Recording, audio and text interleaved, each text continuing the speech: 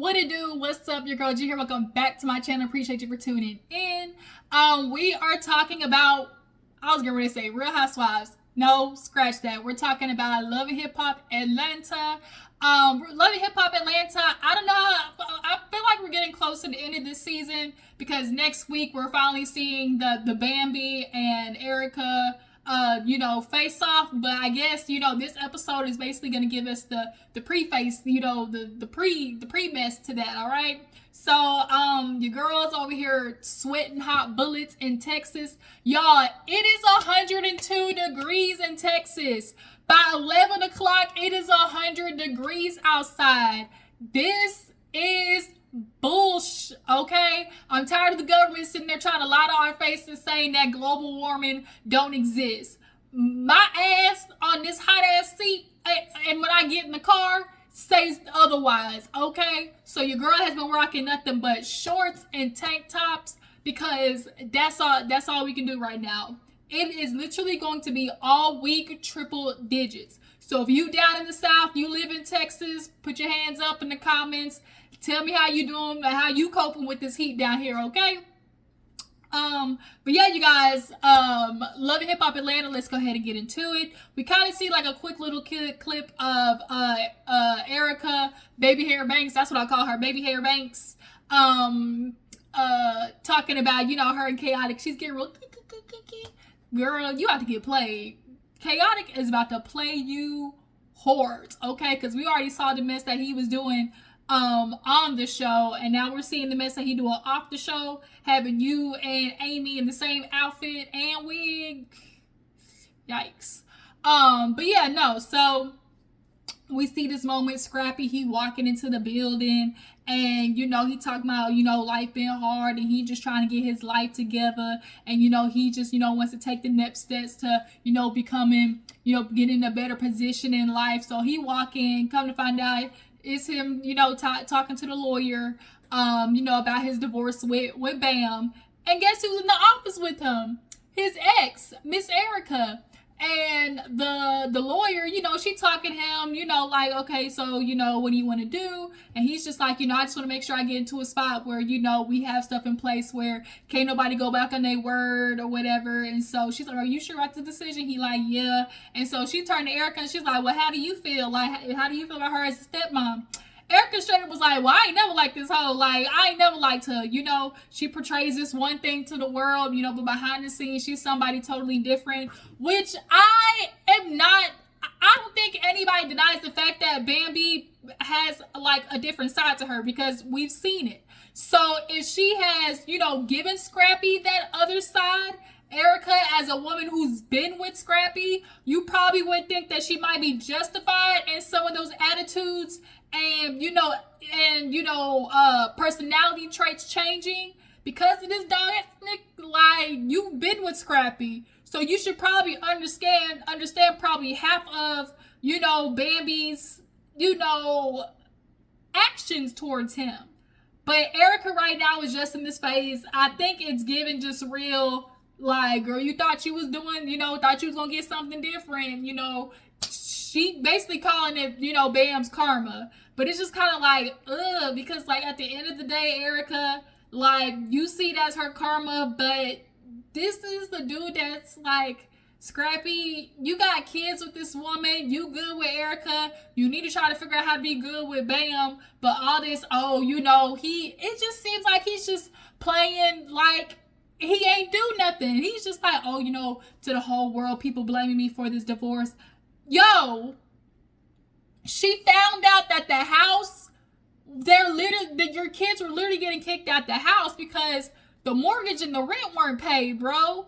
She found that you had diamond in your hotel room. My nigga, like, Scrappy, why are you acting like you don't know why this divorce could possibly be happening? You left her at the house with 3 kids, because Baby got 3 kids by him, right?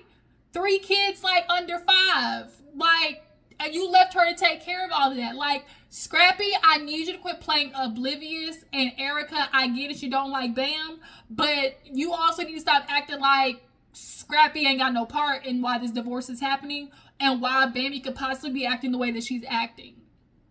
But you know, she's just like, you know, I just want him, you know, you've grown up, you've done better. I can say that. He feel like he want to give himself a little pat on the back because he feel like he might have did one or two things right, but like that's supposed to X out all the 20 of other things you did wrong. But you know, Erica's just like, you know, from the outside, because the girl's like, oh, the lawyer's like, well, from the outside looking in, like, what do you feel? And that's all, you know, Erica feels like, oh, well, you know, Scrappy, the way he's handling, you know, he's doing so much better. And this was like, girl, shut up, Erica. Like, really? Like, I don't know, something about that scene just really irked me. But we'll see how this plays out, obviously. But he just want to make sure that, you know, they get stuff solidified. What you gonna do, sir? Because you ain't got no money. You ain't got no money. As we know that you said you was living in hotels and cars, Scrappy. So if you're living in hotels and cars after not being with Bambi, why is it that we wouldn't assume that that's even more proof to the fact that you weren't paying your bills at the house? I can't. Moving on. What happened after that? I'm trying to give all the scenes. Oh, so Frost Bistro, you guys, they're decided to go like in a different direction. Instead of like dinner, they're doing more brunch, which I feel like brunch is definitely kind of like that sweet spot, because it's, you can serve all types of food during brunch, and if you have like a little brunch special with unlimited mimosas and stuff like that, the girls love, you know, unlimited mimosas and do $2 shots or something like that. Y'all definitely would have y'all a crowd in y'all's hands. But the problem is, Rasheeda had a brain fart. She slipped up. Okay, so they were supposed to have a permit, and instead of opening up, you know, next week, you know, now they got to open up in a few more weeks. And so Kirk is like, well, like, damn, Rasheeda, like, you know, like, we supposed to be trying to make money, and how can we make money if we having, you know, slip ups like this? And Rasheeda, like, she was just like, well, damn, Kirk, you know, I'm trying to juggle everything. You know, I'm doing a business and, you know, handling Carter and all that type of stuff like that. You know, I'm human. I messed, you know, I'm human. We all mess up sometimes.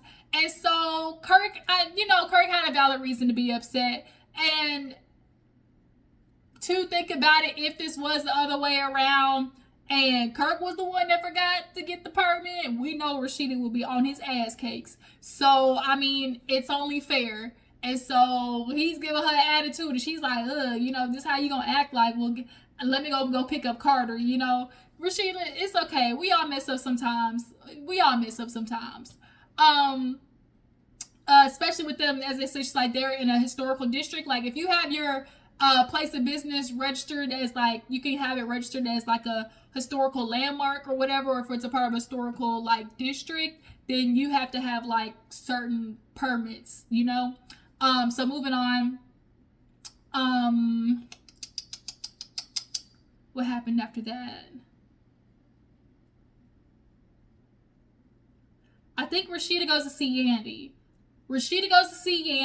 And, you know, she basically kind of tells her about Kirk, you know, here lately being a Debbie Downer, coming in the house negative. She dealing with the attitude, you know, and everything. And of course, like, as most, you know, people do, if you're in a relationship, if you're frustrated dealing with your own stuff, you're going to take it out on the people closest to you. So she's like, you know, I'm, you know, becoming a punching bag.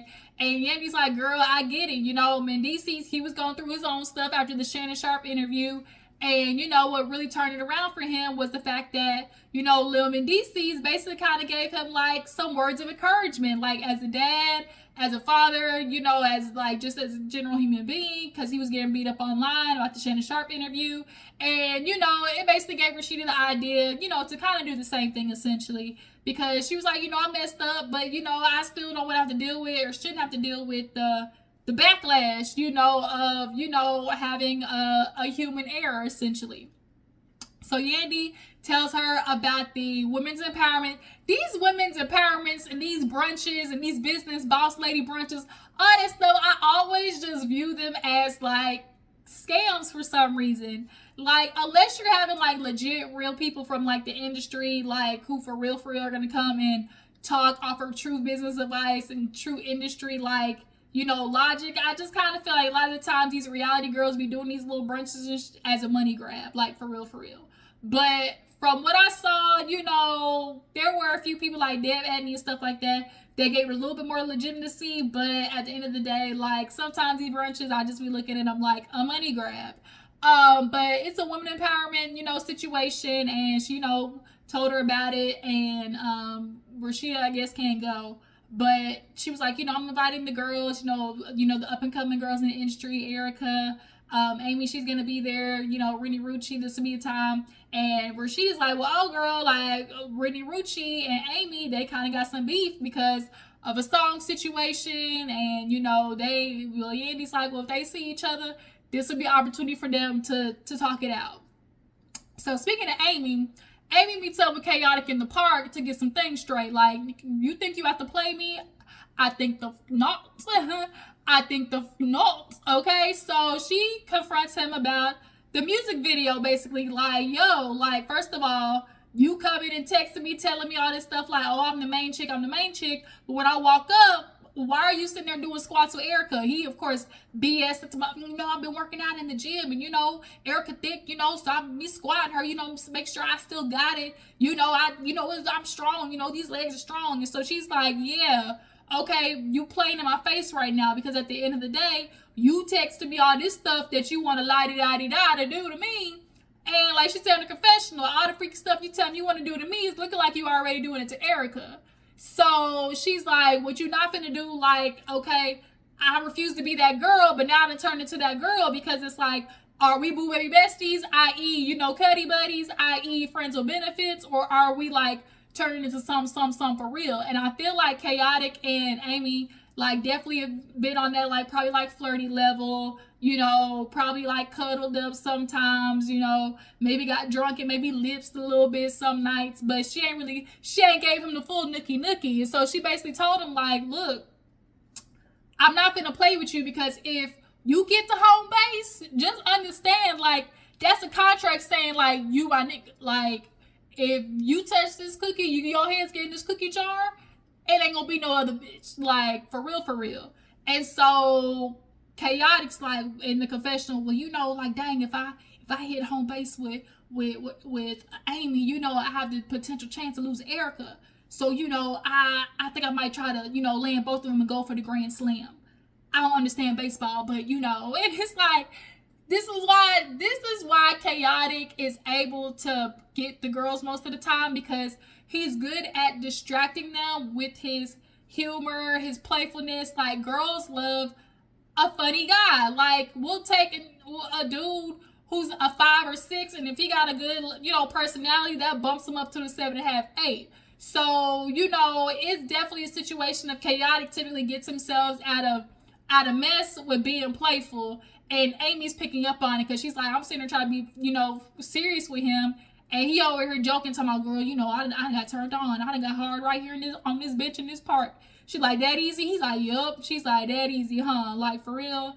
And so she's like, I'm not doing this with him. Like, if you want to go mess with Erica, then I know how to move accordingly. Like, I'm going to tread lightly, which is, I'm sure, why when they had that little beef on the internet, when Amy and Erica were going back and forth, when they found out they basically did the same photo shoot, Khaotic in the comments was like, oh, well, you still messing with your baby daddy, essentially. So it's like, y'all both were playing the same game. It's like, well, I'm not going to drop my person until you drop your person. But see, Khaotic, you wanted her to drop you wanted her to think, because she told you, if we link up, we go together. And see, that's what dudes do. They want to try to manipulate the girl and to convince her, like, oh, yeah, girl, it's all about you. I'm monogamous, I ain't messing with nobody else. And you still got your girls on the side that you messing with. Like, Khaotic, you just like every other nigga. Like she said, it's too many girls get princess treatment, and I'm not finna fall for it. Point blank, period. Like, Khaotic, yeah, you funny and got humor and everything, but you just like every other nigga. Like, for real. So moving on. Rasheeda, Kirk comes in the house, of course, stressed the dog to fuck out. And, you know, Rasheeda's talking to him like, you know, every time you come in the house, you just been negative Nancy, you know, you just like, your attitude, you know, just kind of like be rubbing off at everybody, be bad. And he's like, look, like, I don't know what you want me to do. Like, I'm dealing with the stress of, you know, obviously being a man in the house, providing the house, you know, opening up the bistro, you know, still trying to, be strong for, like, all these things, which I'm sure is stressful for, like, and a lot of me always said that I just need my one to be there for me, and he's in the confessional, like, it's hard when I just don't have that, as her, as my wife, just to, be there for me, yada yada.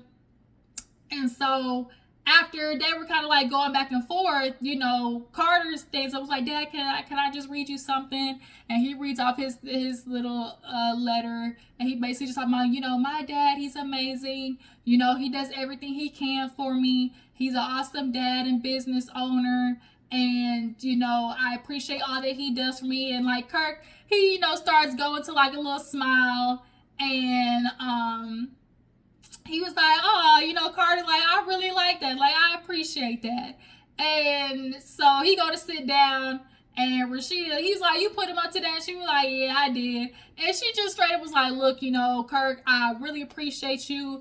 Maybe I don't say it enough. I really see everything that you're doing for this family. And, even though we work together, just understand, like, I see all your efforts, and, I just want to tell you that. And she's like, I don't know if that helps or nothing. He was like, well, no, it does. He was like, because sometimes, I do just want to know, like, my efforts are being appreciated. And that's honestly all that people really want, is to know that their efforts are being appreciated. Like, other people see all that they are doing, for the other person. Like, anybody wants to feel that way. Like, they're being seen for their efforts. So, they squashed the beef. She apologized.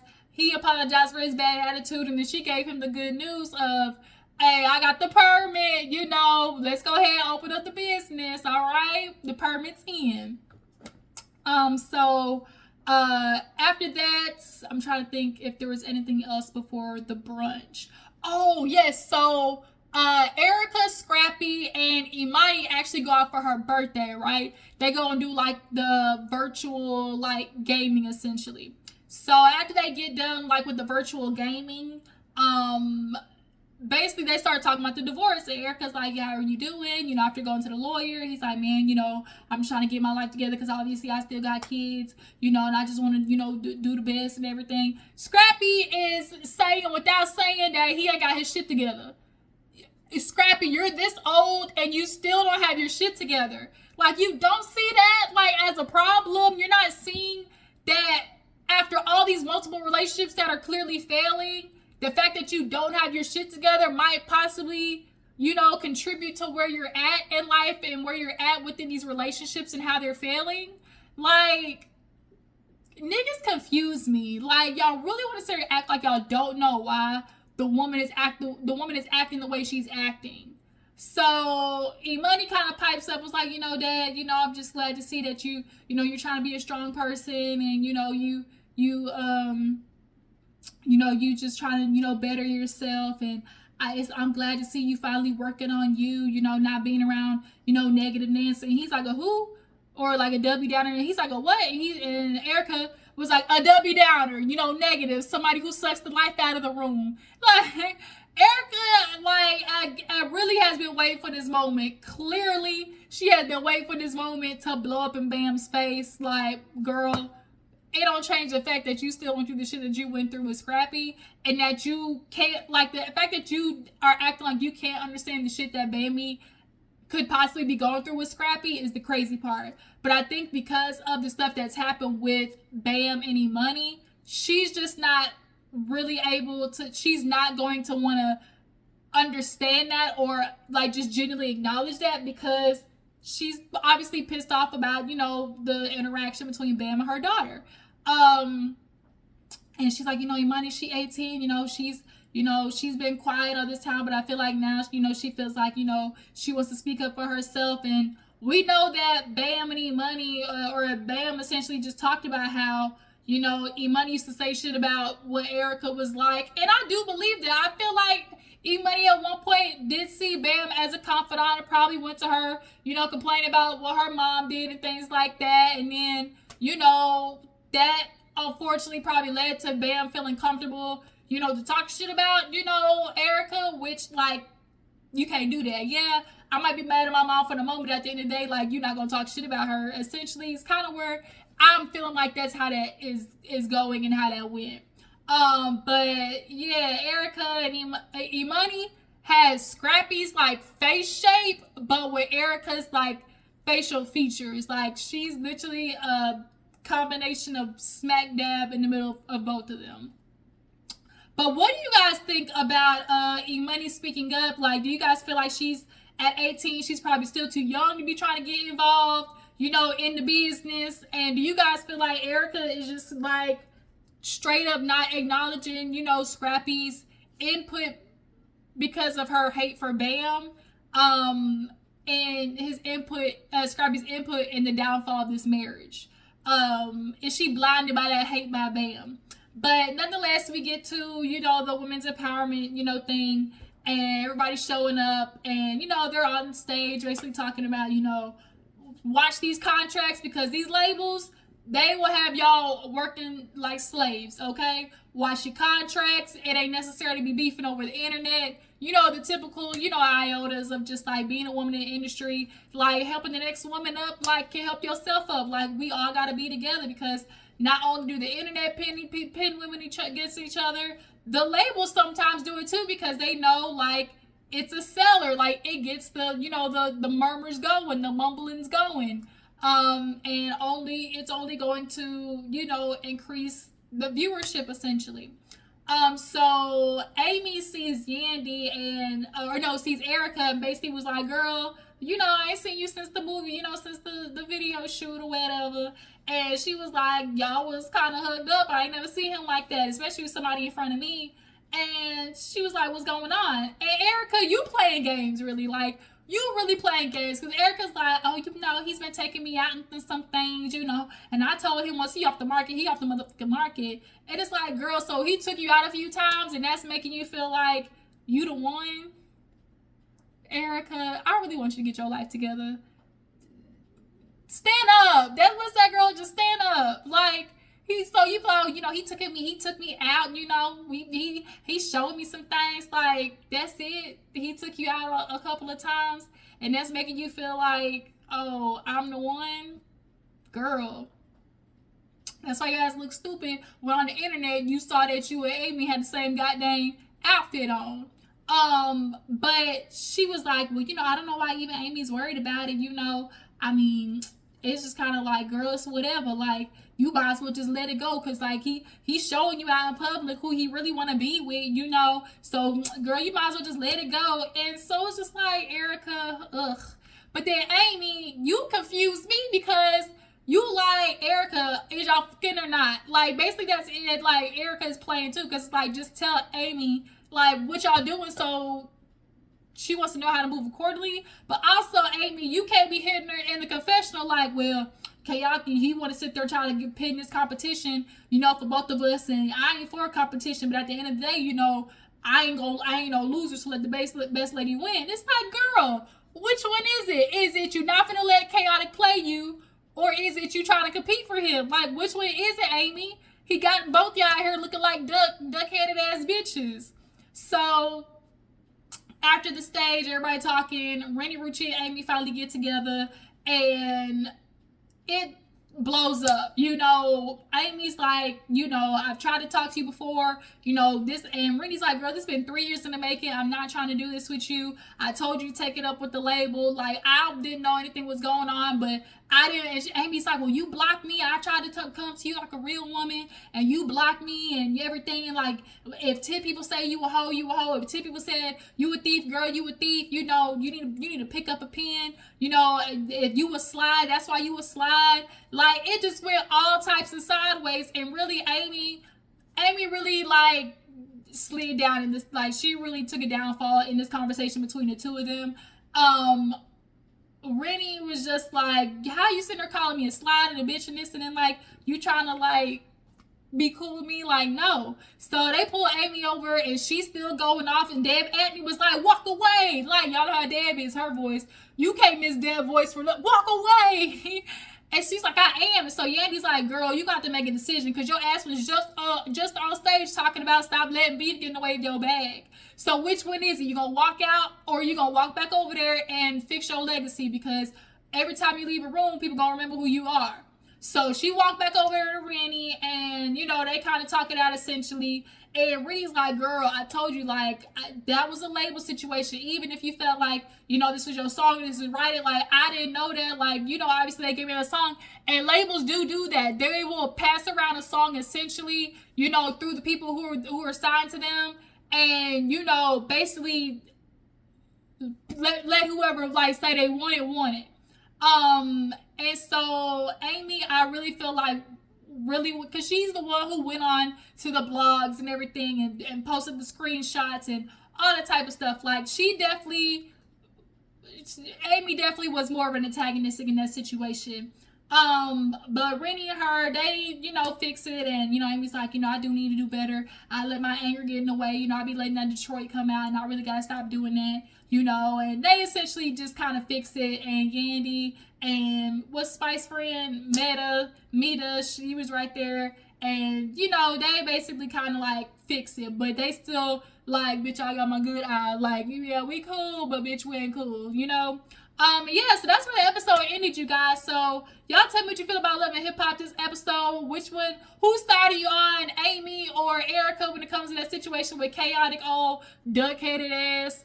Do you guys feel like Erica is using Bambi to get back on the show? Is Erica completely blindsided to Scrappy's BS because of her hatred for Bam? Who else was on the show? Yeah, I feel like that's it, you guys. Follow me on Instagram and Twitter, and I'll catch you later. Bye.